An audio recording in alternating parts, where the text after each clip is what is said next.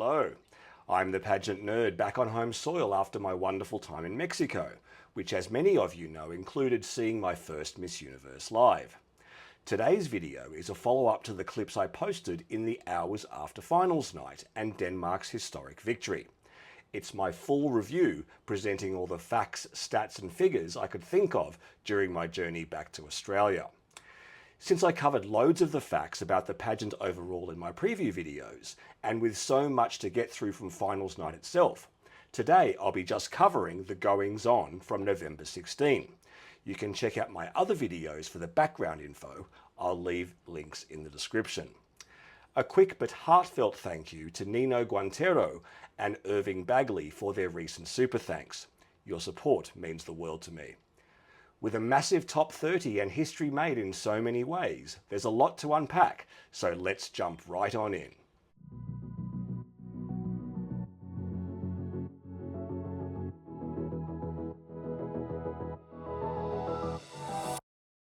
With a record top 30 semi-finalists this year, on paper it seemed easier to make the first cut this year versus previous years. But there was roughly a 50% increase in the amount of contestants versus 2023, so it's logical the amount of places should increase the same amount for the semi-finals, roughly a 1 in 4 chance of placing.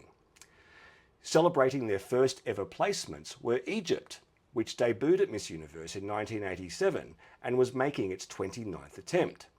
Congratulations to Lagina for blazing a trail for her country in a number of ways. Cambodia is a much more recent Miss Universe debutante from 2017, Davin Prasath securing her nation's first semi-final spot in its 8th showing. But extra special is Macau's placement, one of 11 nations and territories making its Miss Universe debut in 2024. Cassandra Chu's achievement means for consecutive years we've had debuting nations placing, after Pakistan's feat in El Salvador. The last time it happened before that was in 2008 by Kosovo. Serbia is technically placing for the first time as well, although when it was a single country alongside Montenegro, Serbian Sanja Papic finished third runner-up in 2003. Those breaking the longest placement droughts this year are Cuba, having most recently appeared in 1967, their last placement coming 10 years before that. That means Cuba now holds the record for the all-time longest gap between placements in Miss Universe history at 67 years, surpassing Sri Lanka's 62 years between 1955 and 2017. Malaysia has broken another impressive drought, ending a 54-year spell between semi-final showings thanks to Sandra Lim. Jumping ahead a couple of decades, but noteworthy nonetheless, two-time winner Finland's last placement was a second runner-up finish in 1996. More on Finland later. Next, we have Zimbabwe, which returned to Miss Universe last year after a 22-year gap, and in 2024 made the semis for the first time since 2000.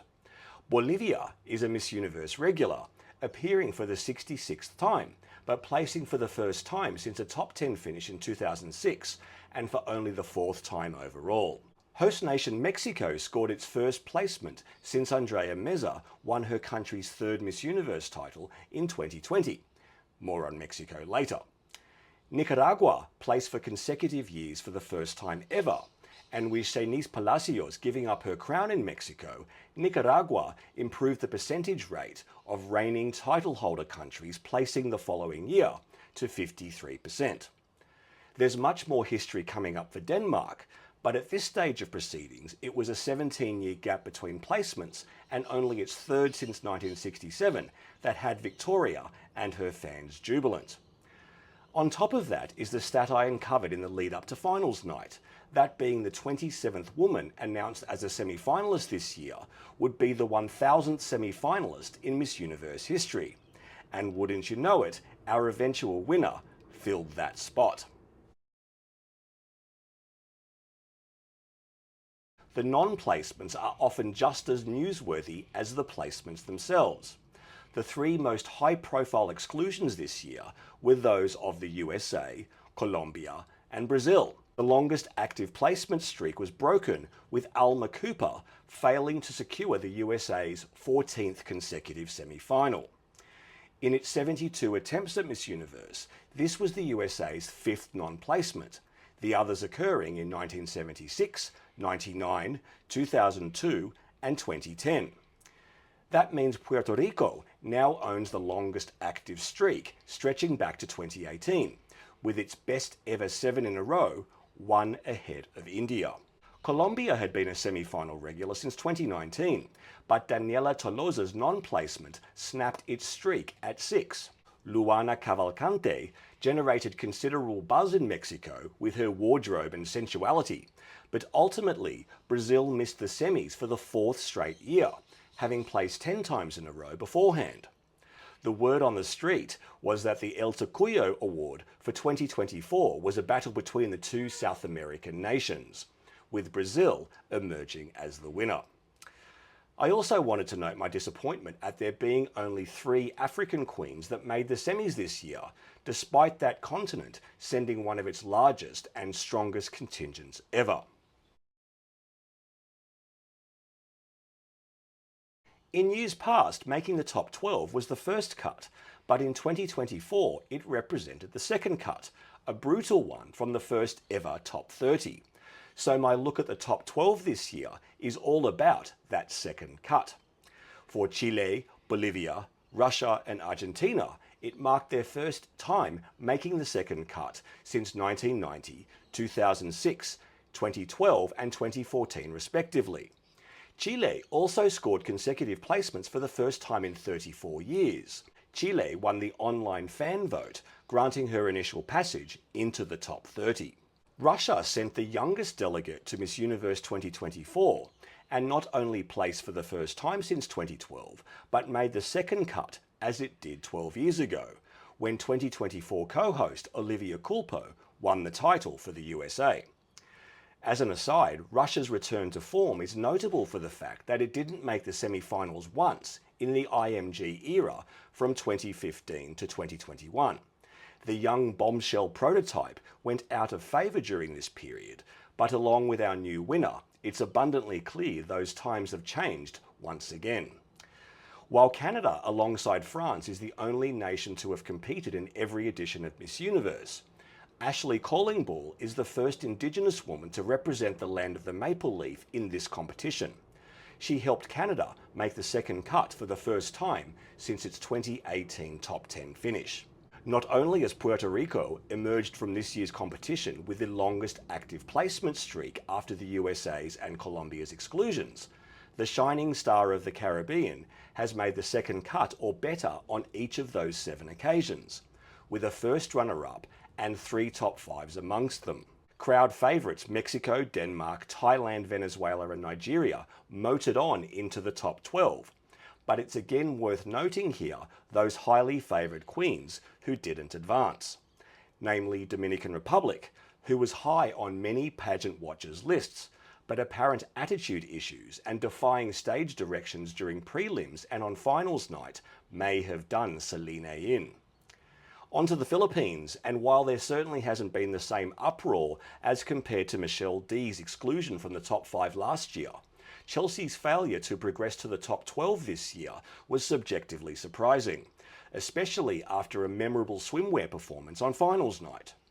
It's obviously become a goal of many queens to create an iconic viral moment during their onstage appearances. Think Pia's smize, Catriona's slow-mo turn, Shanice's foot drag. Chelsea clearly was trying to make her mark. Clearly it wasn't quite enough. She wasn't alone, but the fact Chelsea ended up being named a Continental Queen may have softened the blow of finishing top 30, but also left questions remaining about why she did. On to the next big cut, and 12 became 5 just like that. And I say that because the top 5 announcement was made remarkably quickly after the evening gown competition. It was almost as if the results were predetermined. That's a topic for another video very soon. At this stage, the biggest shock was the exclusion of Peru from the top 5. Tati had been a huge favourite, which was evident in the amount of Peruvian support she had in the crowd. But in my opinion, her evening gown choice was a little on the safe side, something that couldn't be said for Puerto Rico's. Calculated risks paid off for Mexico and Thailand, who both had very daring gowns in different ways, but were hugely popular with the Mexico City crowd. With Venezuela and Denmark also advancing unsurprisingly, the only minor shock was Nigeria's progression, if only for the fact she hadn't been predicted to go so far, and indeed her country was in uncharted territory in the Miss Universe top 5.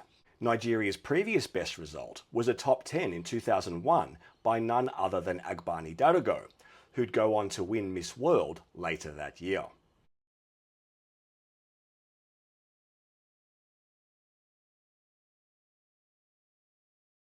Some poor translations certainly didn't help Ileana, but her choice to speak Spanish in both Q&A rounds may have been a tactical error.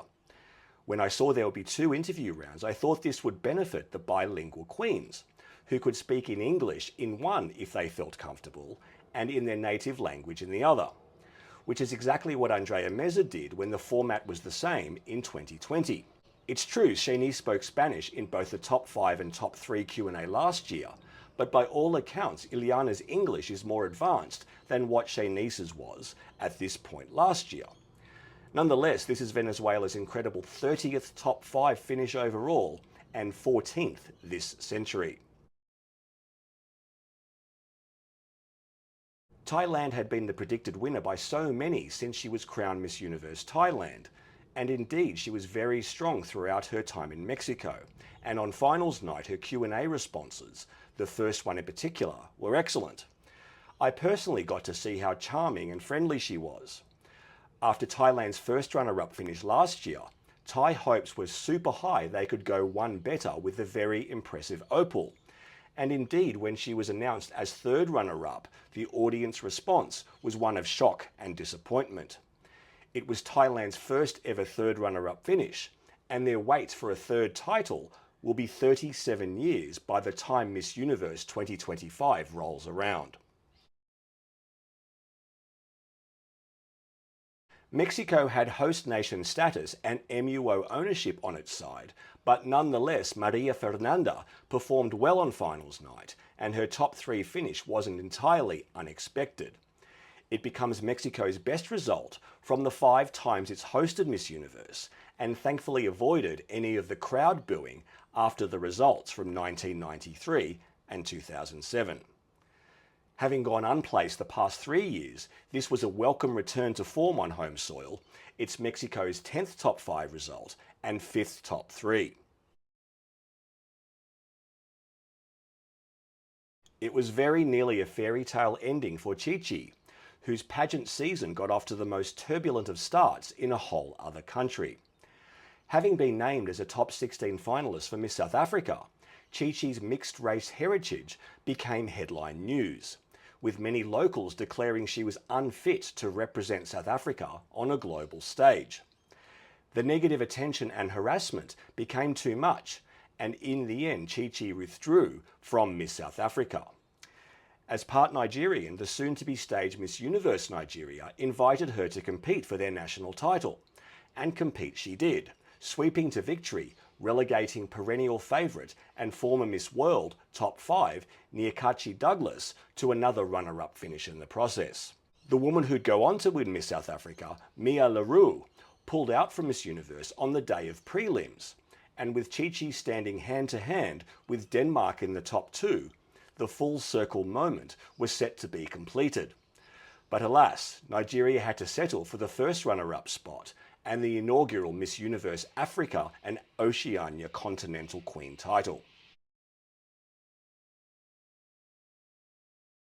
For a nation with such a weak sash at Miss Universe, Denmark sure had a whole lot of buzz coming into Miss Universe 2024, topping many leaderboards going into finals night. Based on the direction Miss Universe had in the IMG era, favouring articulate and generally older contestants, Victoria's performance probably would have gotten her a top 12 finish at best. But the JKN legacy era is very much with us, and it was clear the fresh-faced, blonde-hair, blue-eyed prototype, so popular with beauty pageants in their early years, mid to late last century, was once again back in vogue. Don't believe me? Let's hear it from Kun An's mouth herself. Are you happy? Happy with blonde and blue eyes? Happy with beautiful Victoria? Evolution. We have blonde and blue eyes, so we come to the ultimate evolution already. That's a big step, I know. We don't need any more revolution here. We get the best here, right? We get the best version. The best version of Miss Universe now. This topic is worthy of a whole video on its own. Stay tuned for that. Victoria is the first blonde Miss Universe since Jennifer Hawkins won for Australia exactly 20 years ago. She's only the third European winner since Norway's Mona Groth in 1990, with Russia's Oksana Fedorova in 2002 and France's Iris Mittener in 2016 the others. So we now have two blonde alpha queens reigning at the same time, with Miss World crowning a Czech woman earlier this year, following a similar blonde bombshell from Poland the year before. As it turns out, when Jennifer Hawkins was crowned Miss Universe in June 2004, the reigning Miss World was Ireland's Rosanna Davison, who also happened to be blonde. However, while blondes struggled to succeed at Miss Universe over the past 2 decades, they've still enjoyed semi-regular success at Miss World. For a small Nordic nation, Denmark has performed remarkably well across the Big Four pageants. As the inaugural winner of Miss Earth in 2001, Denmark had finished first runner-up at the other 3. Miss Universe in 1963, as I've mentioned, but also Miss World in 1957 and 1986, and also Miss International in 1986, courtesy of the same woman, Pia Rosenberg Larsen, wearing the same evening gown in both competitions. Also wearing pink, Victoria made that exciting breakthrough at Miss Universe for her country this year. The brand new Light of Infinity Miss Universe crown was unveiled on her 21st birthday. 3 days later, it was resting on her head for the first time. Opinion seems to be split over the results, in particular our brand new Miss Universe. On the one hand, some are proclaiming Victoria as one of the most beautiful winners ever, and are happy a brand new nation has broken through to win for a second straight year. I too am excited for Denmark becoming the 36th and latest nation to win Miss Universe. On the other hand, some suggest her speaking abilities lack substance and don't adequately fit the bill of a transformational leader, especially while others performed better in that regard in the latter rounds. But in the end, the New Look Miss Universe organisation has made its intentions clear, despite sticking to the goal of discovering transformational leaders. But the question remains, what does transformational leadership really mean to them? I'll cover that in a video very soon. Victoria has overcome some serious adversity in her young life, coming from a family dealing with drug addiction and she herself a rape and abuse victim. It's definitely a platform that could make a huge impact to others around the world. But does she have the eloquence and bravery to share her story in a way that truly inspires others, apart from the generic everyone has a voice line that's becoming popular with beauty queens these days? We shall have to wait and see. One thing that isn't up for much debate is the quality of the production. After last year's spectacular stage and TV production in El Salvador, there were expectations of a repeat or even better show this year. But it's becoming very clear the up-and-coming pageants such as Miss Grand International and even the brand new Miss Cosmo are putting on much more compelling, thrilling and visually appealing shows than their older, more established rivals. Not just the alphas, but also Miss International and Miss Earth. Glitz and glamour alone does not make a pageant, especially with other drama and controversies surrounding the new competitions. But if this clear difference in production quality and excitement persists, some fans will have no choice but to switch allegiances. The debut of Continental Queens was met with excitement upon its announcement some weeks ago, but its execution in Mexico left a lot to be desired. Rumoured to be decided on prelims performances, the fact that Finland, Peru, Philippines and Nigeria were announced at the winners' press conference, when all but Nigeria were eventually outperformed by other women from their region on finals night, didn't make much sense. Given that it's the continental queens who'll join Victoria on some of the international travel throughout the year, it virtually erases the efforts of the top 5 finalists who didn't take a regional title. If this concept continues, its format needs a major overhaul. 5 mothers made the top 30 and 2 advanced to the top 5, along with the first woman with a skin condition vitiligo making the semis. Although what Conan had said in that leaked video came to be true for this year at least, they can compete, but they cannot win. I can't do this video without acknowledging the wonderful reign we've just witnessed this year from Shanice Palacios, the first woman from Nicaragua to be crowned Miss Universe. Most crucially, can Shanice return to Nicaragua now her reign has ended? As many of you know, her previous opposition to the authoritarian regime in Nicaragua meant Shanice was barred from returning to her homeland shortly after her win.